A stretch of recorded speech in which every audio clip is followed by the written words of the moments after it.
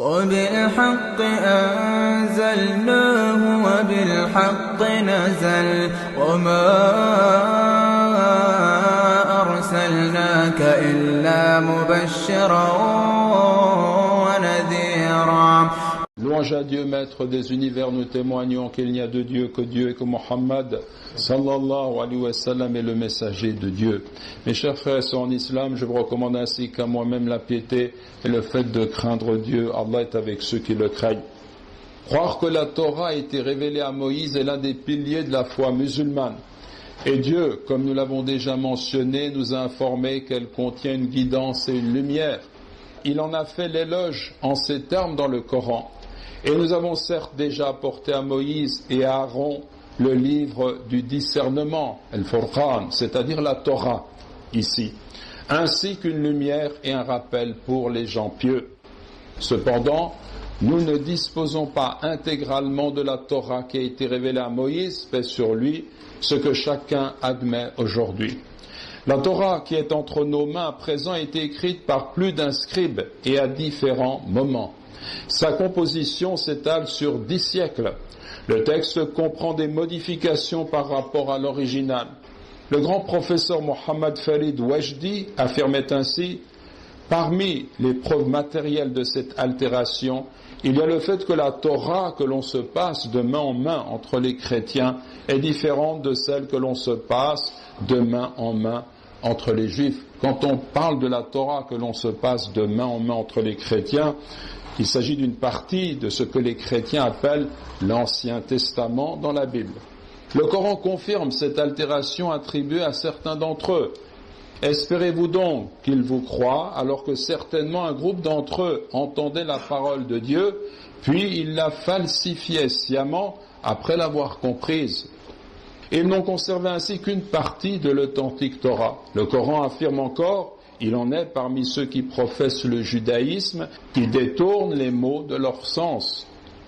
La première preuve qui démontre la vérité de la critique du Coran, ce qui concerne ce qui est resté de la Torah, est qu'elle ne comprend pas l'intégralité du livre qui a été révélé à Moïse et dont Dieu a fait une lumière et une guidance pour les hommes. Elle contient des passages qui lui ont été ajoutés et qui ne peuvent raisonnablement pas être la parole de Dieu.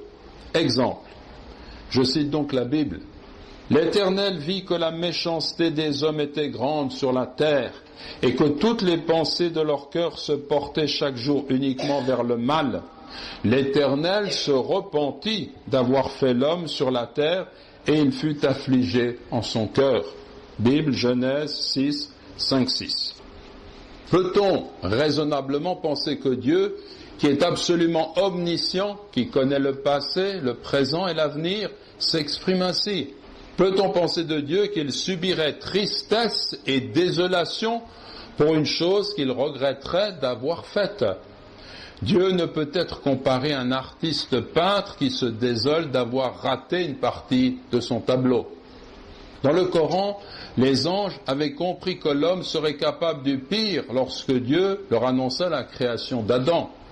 Voyez cependant comment leur répond le Seigneur subhanahu wa ta'ala. Et lorsque ton Seigneur dit aux anges: je vais désigner sur la terre un gérant, ils dirent: vas-tu y désigner qui sèmera la corruption et répandra le sang, alors que nous te glorifions en célébrant ta louange et nous exaltons ta sainteté? Il dit, donc Allah dit: en vérité, je sais ce que vous ne savez pas.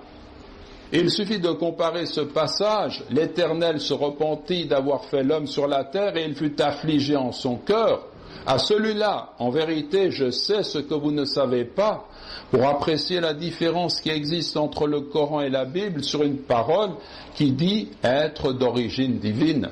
D'autres passages de la Bible parlent de certains prophètes d'une façon déshonorante, ce qui est invraisemblable, parce qu'étant porteurs du message de Dieu auprès des hommes, le Créateur les a choisis intègres, d'une moralité édifiante. Sinon, il ne nous resterait aucune garantie sur la valeur de leur exemplarité, qui constitue le sens même de leur mission. Or, la Bible affirme en parlant de Lot, qu'il a forniqué avec ses 2 filles, et d'Aaron, Haroun, qu'il a invité les Israélites à adorer le veau d'or, et de Salomon, Sulayman, qu'il s'est mis à adorer les idoles de pierre pour obtenir l'agrément de sa femme. Autant de péchés graves qui ne peuvent en aucun cas être attribués à ces grands hommes, que la paix soit sur eux. Existe-t-il donc des preuves plus claires de l'altération de la Bible et de la Torah? Gerald F. Dirks estimait ainsi que bien qu'il soit possible que la Torah actuelle contienne certaines parties de la Torah originale, sa provenance ne peut être retracée, est presque inconnue et ne peut en tout cas remonter jusqu'à Moïse. En réalité, mes frères et sœurs en islam, de toute la tradition abrahamique, le seul livre révélé qui ait été intégralement conservé dans sa langue sémitique originale, l'arabe, est le Coran. Allah, exalté soit-il, a dit ainsi: en vérité, c'est nous qui avons fait descendre le rappel, le Coran, et c'est nous qui le préservons. Et donc nous devons, mes frères et sœurs en islam, estimer à cette juste valeur ce bienfait. Nous disposons, nous, communauté musulmane, mais d'ailleurs il s'adresse au monde entier ce livre, nous disposons d'un livre qui est vérité. C'est le seul livre sur terre qui ne comprend aucune altération, aucun changement. Tout ce qui s'y trouve est la parole de Dieu. Tout ce qui s'y trouve est vérité. Donc remercier Allah, c'est se tenir fermement à ce livre. C'est le lire, c'est l'étudier, c'est vivre avec, c'est être orienté par ses enseignements jour et nuit. Il faut s'attacher au Coran. Notre prophète sallallahu alayhi wa sallam nous encourageait en ce sens. Il nous a enseigné que celui qui lit un verset du livre de Dieu obtient pour chaque lettre 10 bienfaits. Et pour celui qui l'écoute, ce verset sera lumière au jour de la résurrection. Nous demandons à Allah subhanahu wa ta'ala qu'il nous conduise dans toute sa lumière et qu'il purifie nos cœurs et nos intentions. Allahumma amin, Allahumma amin.